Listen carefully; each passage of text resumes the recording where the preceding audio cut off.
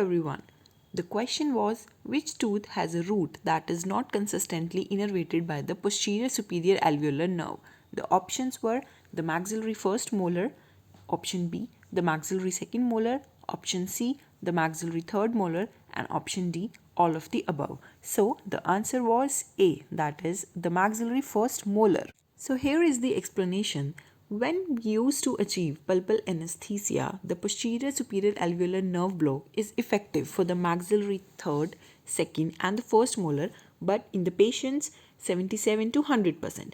But sometimes the mesiobuccal root of the maxillary first molar is not consistently innervated by the PSA nerve. In approximately 28% of patients, the middle superior alveolar nerve provides sensory innervation to the mesiobuccal root of the maxillary first molar. Therefore, if the anesthesia of this tooth for restorative dentistry or extraction is required, an infiltration injection should be performed over the second premolar tooth. But when we give posterior superior alveolar nerve block, potential complications must also be considered. Insertion of the needle too far distally may lead to a temporary anesthetic hematoma, usually lasts for 10 to 14 days.